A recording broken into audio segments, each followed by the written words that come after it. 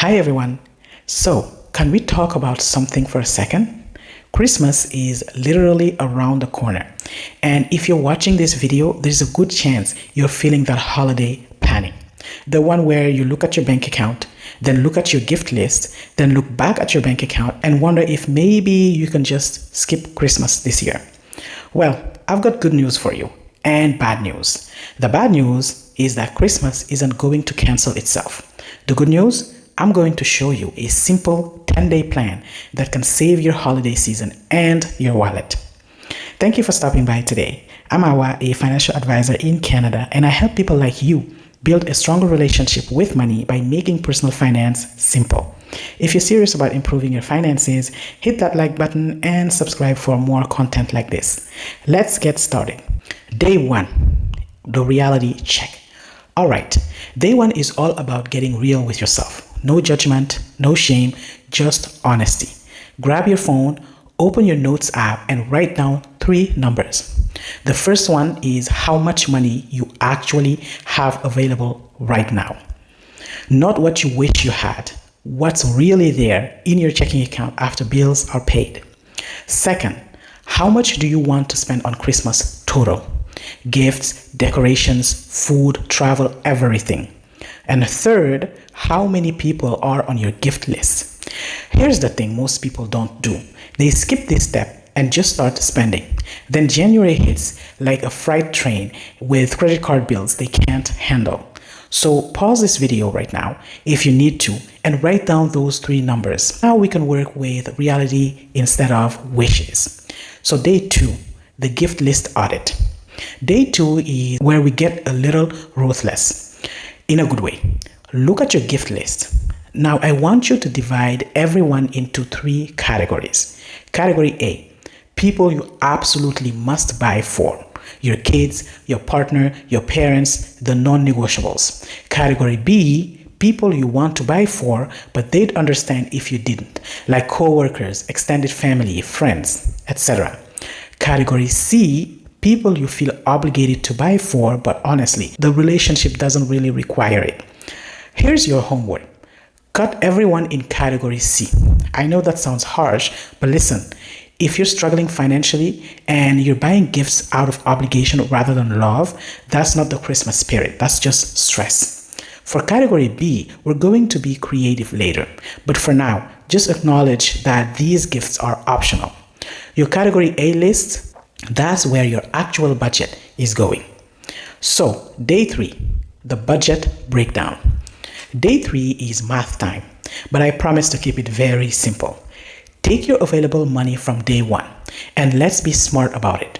You need to reserve at least 20 to 30% as a cushion. Trust me on this. Unexpected expenses always pop up during the holidays. So, if you have $500 available, you're really working with $350 to $400 for Christmas. Now, divide that number by your category A people. If you have 7 people on that list and $350 to spend, that's roughly $50 per person. Does that number make you comfortable? Good. That means you're being realistic instead of reckless. But here's the beautiful part.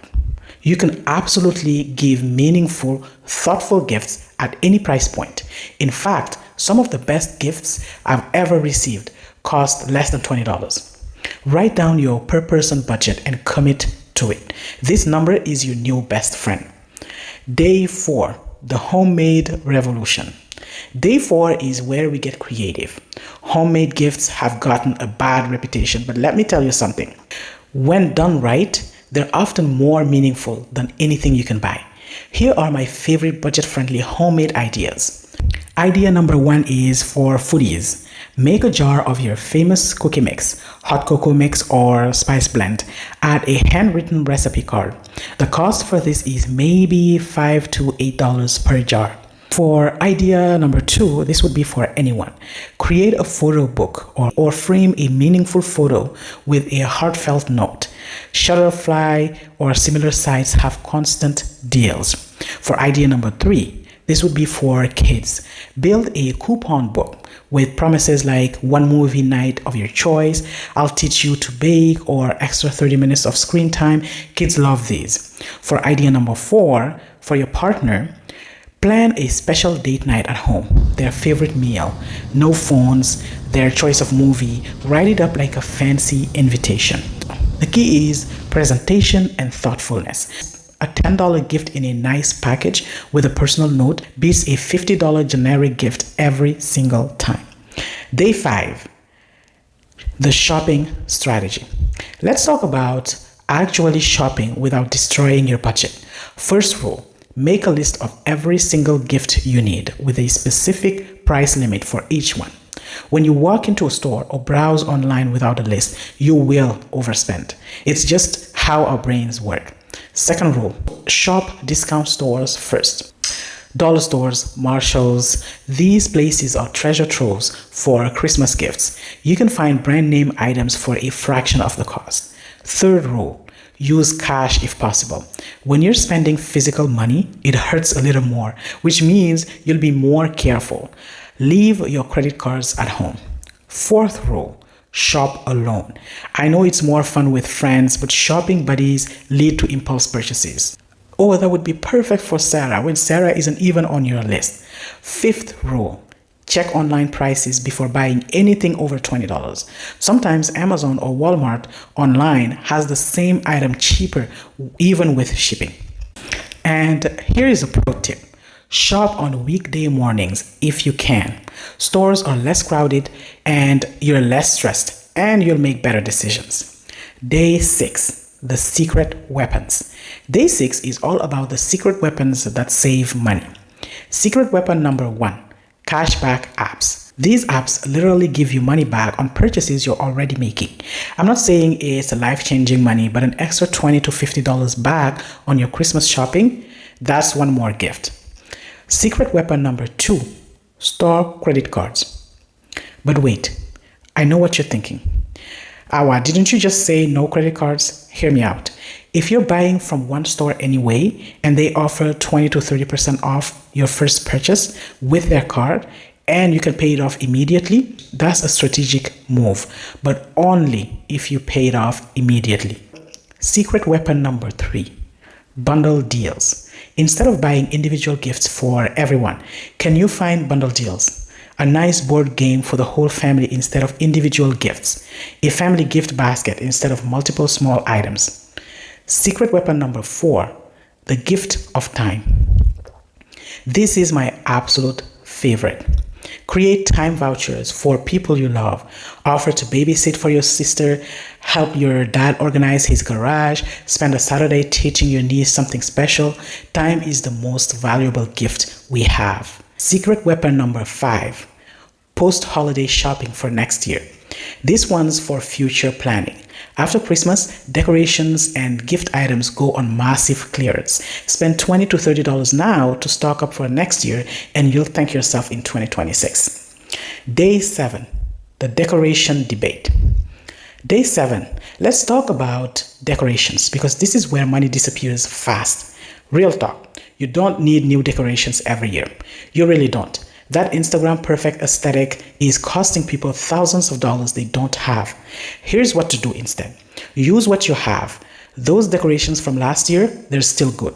Add fresh touches with budget items, pine cones from outside, which are free, cinnamon sticks from the dollar store, white lights you already own, etc. Make decorations a family activity.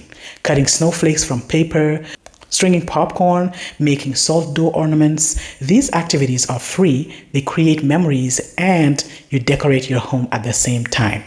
Shop after season sales. We talked about this for gifts, but it's even better for decorations. Borrow from nature, branches, pine cones, evergreen sprigs. Nature is literally giving you free decorations. Remember, the holiday spirit doesn't come from expensive decorations. It comes from love, togetherness, and joy.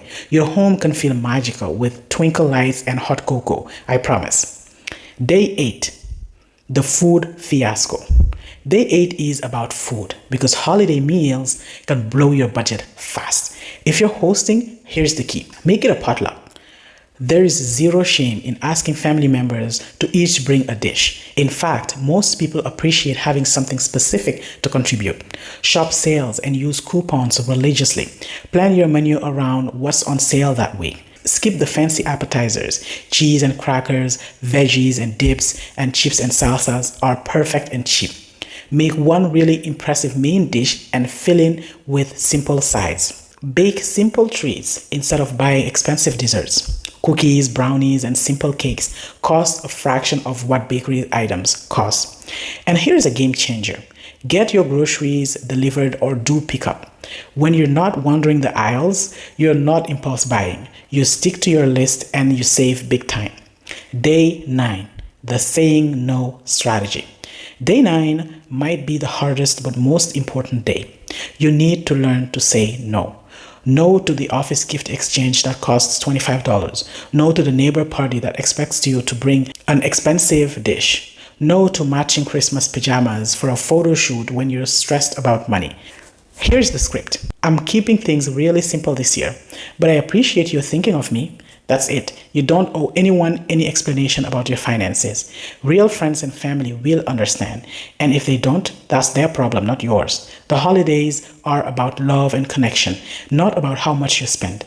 Anyone who judges you for spending less isn't someone whose opinion matters. Protect your peace and your wallet by setting boundaries and sticking to them. Day 10, the long-term plan. Day 10 is about making sure you never panic like this again. Starting in January, open a separate savings account just for Christmas. It can be online, at your bank, wherever. Even if you can only put in $20 a month, by next December, you'll have $240 saved specifically for the holidays. Set up an automatic transfer so you don't even think about it. Treat it like a bill. Also, start a gift closet. When you see amazing deals throughout the year, buy them and store them. By the time Christmas rolls around, you're halfway done with your shopping. Keep a running list on your phone of gift ideas when people mention things they want or need. Then you're not scrambling in December trying to remember what anyone likes. And most importantly, remember this feeling right now. Remember the stress of not being prepared. Use that as a motivation to plan better next year. All right, friends, let's wrap this up today. Christmas doesn't have to be canceled. You can have a beautiful, meaningful holiday on a tight budget. It just takes a little planning, some creativity, and the courage to do things differently. Remember, the best Christmases aren't about expensive gifts. They're about being together, creating memories, showing love. You can do all of that without going into debt. Follow this 10-day plan, stick to your budget, and don't let anyone make you feel guilty for spending within your means. You've got this, and I believe in you. If this video helped you, give it a thumbs up and subscribe to Money Chronicles with Awa for more real talk money advice. Drop a comment below and tell me, what's your biggest Christmas budget challenge this year? Until next time.